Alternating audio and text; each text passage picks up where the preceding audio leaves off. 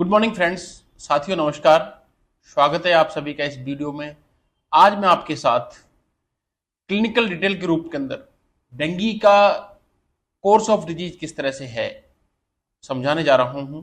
और ये वीडियो आमजन के लिए, चिकित्सक साथियों के लिए, मरीजों के लिए, लैब में काम करने वाले लैब टेक्नीशियन स्टाफ के लिए, नर्सिंग स्टाफ के लिए, हर किसी व्यक्ति के लिए बहुत इंपॉर्टेंट होने वाला है।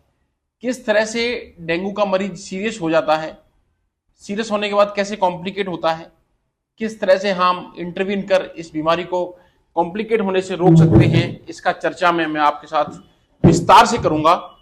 साथियों, सो आप लोगों से गुजारिश यही है कि इस वीडियो को आप अंत तक देखते रहिए और अंत तक देखने के बाद समझने की कोशिश करिए कि किस तरह से हम बीमारी के अंदर टाइमली इंटरवीन कर दें तो डेंगू के कारण होने वाले कॉम्प्लिकेशंस को हम रोक सकते हैं। सबसे पहले कोर्स ऑफ डिजीज।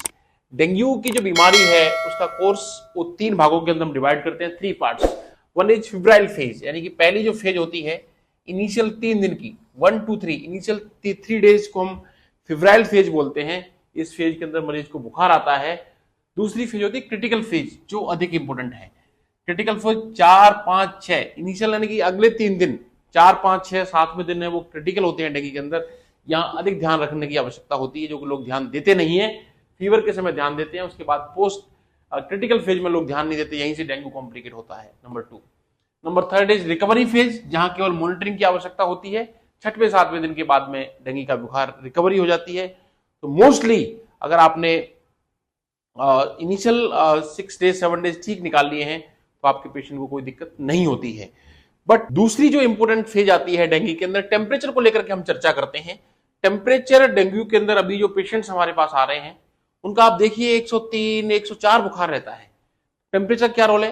डेंगू के अंदर जो बुखार है वो आपको फेब्राइल फेज में ही मिलेगा। इनिशियल 3 दिन के अंदर ही बुखार मिलता है, उसके बाद बुखार चला जाता है। बट इनिशियल 3 डेज के अंदर बुखार के अंदर सब लोग इंटरवीन करने की कोशिश करते हैं। आजकल बुखार आएगा तो गीला कपड़ा कर देते हैं, बुखार की गोली दे देते हैं। बट उसके बाद जो क्रिटिकल फेज है उसके अंदर हमें इंटरवीन करने की आवश्यकता है। बट टेम्परेचर फेज के अंदर जब बुखार अधिक है, अगर बुखार वाली फेज के अंदर हमने ध्यान नहीं दिया तो due to the high temperature patient को डिहाइड्रेशन होने की समस्या होती है। तो इनिशियल डेज के अंदर जो पेशेंट्स डिहाइड्रेट हो जाते हैं, डिहाइड्रेशन के कारण दिक्कत होती है। इसलिए हमें पेशेंट को फेब्राइल फेज के अंदर बुखार नहीं आने देना है, उसका हाइड्रेशन मेंटेन रखना है, पानी खूब पीना है, ORS, ग्लूकोन डी, नारियल पानी, ड्रिप्स वगैरह वो डिहाइड्रेशन फेज के लिए बहुत इंपॉर्टेंट होती हैं, इसलिए ध्यान रखना आवश्यकता है। यानी कि इनिशियल 3 डेज के अंदर। दूसरी चीज आती है क्रिटिकल फेज, जब टेम्परेचर तो नहीं है पेशेंट को बट बीपी डाउन हो जाता है। डिहाइड्रेशन की फेज बाद में शॉक फेज आ जाती है, यानी कि पेशेंट का बीपी कम हो गया। अगर आपने यहां ध्यान नहीं दिया, एक्सेसिव डिहाइड्रेशन है वो बीपी डाउन करेगा और पेशेंट डेंगू शॉक के अंदर चला जाता है, जो कि एक बहुत रिस्की फेज है। यानी कि डेंगू फीवर के अंदर मैं कहना चाहूंगा इनिशियल 3 to 7 डेज, यानी कि 30वें दिन से लेकर के 7वां दिन बहुत इंपॉर्टेंट होता है। इसमें सभी को ध्यान रखने की आवश्यकता है। जब पेशेंट बाहर से देखने पर ठीक लगता है क्योंकि उसको बुखार नहीं है, बट उसको समस्या ज्यादातर इसी फेज में होती है, जहां की bleeding manifestations due to thrombocytopenia और शॉक इसी फेज में होते हैं। जो थर्ड जो फेज है क्रिटिकल फेज, जिसमें डिहाइड्रेशन और शॉक के बाद अत्यधिक फ्लूइड के कारण फ्लूइड ओवरलोड और डेंगू शॉक सिंड्रोम मिलता है। सो मोस्ट क्रिटिकल और सीरियस फेज इज डेंगू के अंदर मोस्ट जो क्रिटिकल फेज है वो फेज है आपका 30वें दिन से लेकर के 7वें दिन तक। पेशेंट को मैं हमेशा पूछता हूं कि आज बुखार का कौन सा दिन है, कब से बीमार हुए हो आप, इसलिए हमेशा पूछें कि बुखार कब स्टार्ट हुआ था, उसके बुखार स्टार्ट होने के बाद आज कौन सा दिन है।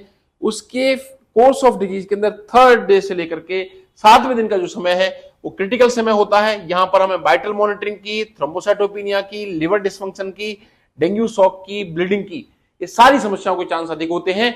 अगर ये समय 30वें दिन 7वें दिन का समय सही निकला है तो आगे चांसेस कम हो जाते हैं। इसलिए सभी लोगों को इस जो क्रिटिकल फेज है यहां इसके इंटरवेन करने की आवश्यकता है। बात करते हैं हम लेबोरेटरी चेंजेस की। लैब चेंजेस की, इनिशियल डेज के अंदर प्लेटलेट कम नहीं होते, इसलिए फेब्राइल फेज के अंदर प्लेटलेट को लेकर के, प्लेटलेट्स के नंबर को लेकर डरने की आवश्यकता नहीं है। बट क्रिटिकल फेज के अंदर प्लेटलेट बहुत डाउन हो जाते हैं, इसलिए 3rd डे से लेकर के 7 डेज, यानी कि 30वें दिन से लेकर के 7वें दिन के बीच का जो समय है उस टाइम पर प्लेटलेट की भी रेगुलर मॉनिटरिंग होनी चाहिए। हिमेटोक्रिट वैल्यू के अंदर हमें ध्यान रखना है। हिमेटोक्रिट धीरे धीरे बढ़ता चला जाता है, जो कि डेंगू सीवियरिटी का एक साइन है। इसलिए तीसरे दिन से 7 दिन के बीच में हमें हेमाटोक्रिट का भी ध्यान रखना है।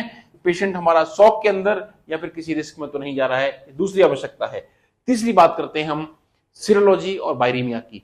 इनिशियल 3 डेज के अंदर जो कि फिब्राइल फेज है, यहां पर वायरल लोड बहुत ज्यादा होता है, यानी कि पेशेंट के अंदर बायरीमिया मिलता है, डेंगू के कीटाणु बहुत ज्यादा हैं, बट वो बायरीमिया हमारी बॉडी को टेम्परेचर की अधिकता के कारण से फिब्राइल के रूप में डैमेज कर रहा होता है, बट एंटीबॉडी नहीं बनती है। इसलिए टेस्टिंग करने के लिए हमें डेंगू का टेस्ट 3rd डे कराना चाहिए, और 3rd डे भी आपका केवल NS1 पॉजिटिव आएगा।